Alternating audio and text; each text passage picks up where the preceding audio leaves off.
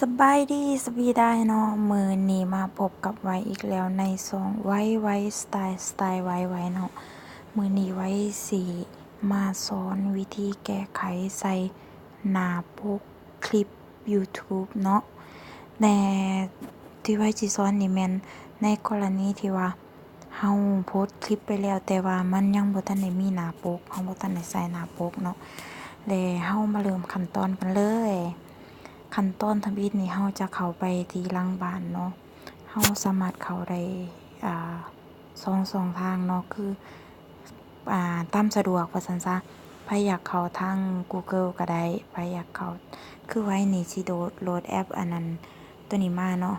Dolphin ชื่อแอปเป็นอันนี้กาปาโลมาเนาะเฮาสิมาเข้าทางหลังบ้านของ YouTube เนาะเฮาคลิกเข้า YouTube เลยฟึบ เฮาคลิกเข้ามาใน YouTube แล้วเนาะเฮาจะ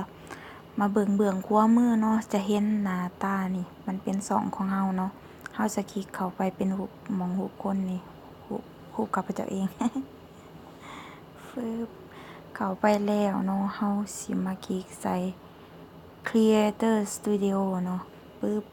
คลิกแล้วคลิกเข้ามานี่แล้วเฮาจะมาเบิ่งอยู่ที่นี้เนาะเครื่องมือและการจัดการวิดีโอคลิกเข้าไปเลย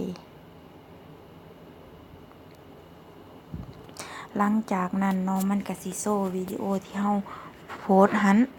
แล้วเฮาอยากแก้ไขวิดีโอตัวใดเฮาก็เลือกเลยเนาะสำหรับไว้สิแก้ไขวิดีโอตัวนี้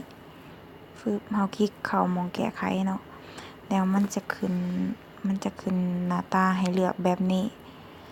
แล้วเฮาคลิกอยู่หม้องที่ข้อมูลและการตั้งค่าคลิกไปแล้วเนาะเฮาคลิกไปแล้วมันสิโชว์ขึ้นหน้านี้แล้วเฮามาเบิ่งตัวนี้เนาะไว้สิซูมให้เบิ่งกำหนดค่าของภาพขนาดย่อคลิกเข้าไปเลยฟึบมันจะเด้งขึ้นมาให้เฮาเลือกไฟล์เอกสารเนาะไว้สิคลิกหม้องเอกสารเฮาจะเข้ามาในรูป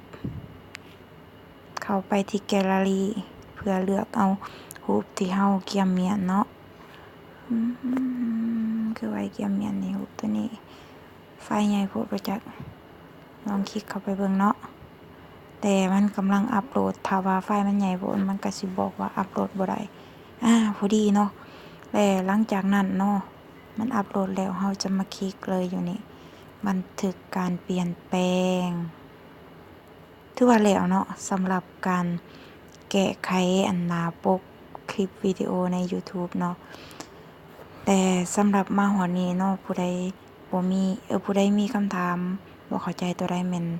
สามารถถามได้ที่คอมเมนต์วิดีโอข้างรูปนี้เนาะสำหรับมื้อนี้แม่นไปก่อนและอย่าลืมกดไลค์กดแชร์แหน่เด้อและสำคัญอย่าลืมกดติดตามพร้อมขอขอบใจบ๊ายบาย